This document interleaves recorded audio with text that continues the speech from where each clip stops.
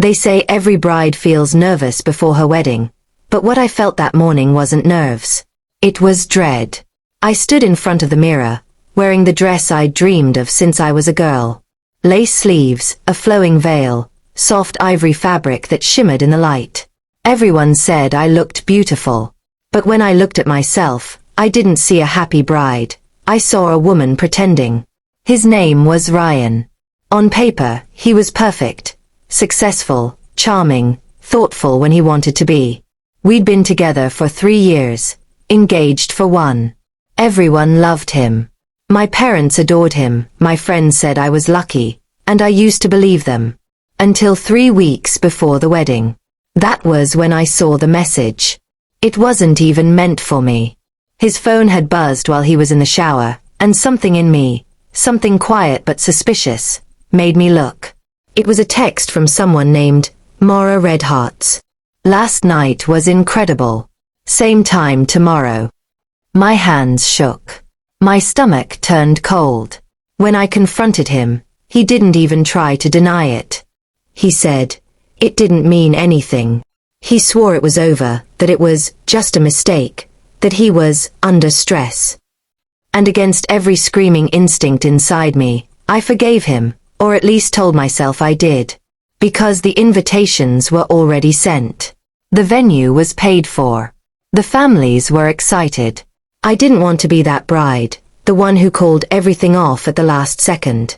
But that morning, standing there in my dress, I felt the truth pressing down on me. I didn't trust him. Not even a little. Then came the knock. It was my maid of honor, Sophie. She walked in, smiling, until she saw my face.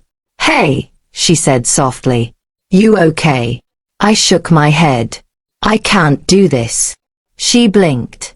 What do you mean? I can't marry him, I whispered. He cheated on me, sophomore. Before the wedding. I thought I could get over it, but I can't. Her eyes widened. Why didn't you tell me? Because I didn't want everyone to judge me for staying. And now I'm the one judging myself. Sophie took my hand. Then don't stay. You don't owe anyone this wedding. But what will people say? I murmured. She smiled sadly. They'll say you were brave enough to walk away from a liar. I stared at her for a long moment, and something in me finally snapped. The fear melted away, replaced by clarity. I walked out of that dressing room, still in my wedding gown, and went straight to the reception hall. The guests were already seated, the music softly playing, Ryan standing at the altar with that same practiced smile. When he saw me walking down the aisle, his expression softened. He mouthed, "You look beautiful." But I didn't smile back. I stopped halfway and turned to face everyone. My voice trembled, but I spoke clearly. I know this isn't what anyone expected, I began. And I'm sorry if this causes embarrassment or confusion. But I can't marry someone I don't trust.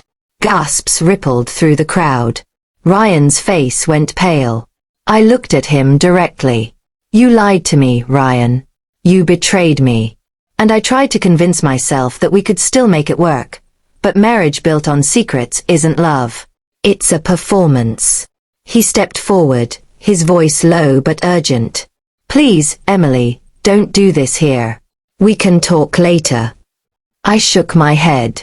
No. Ryan. We talked already. You just didn't listen. And then I did something I never thought I'd have the strength to do. I turned and walked away. Down the aisle, through the stunned silence, past the whispers and gasps. When I reached the doors, Sophie was waiting. She opened her arms, and I finally let the tears fall. Outside, the sun was shining, and for the first time in months, I could actually feel it. It wasn't the wedding I'd planned, but it was the freedom I needed. Because sometimes, the bravest thing you can do isn't saying, I do. It's saying, I deserve better.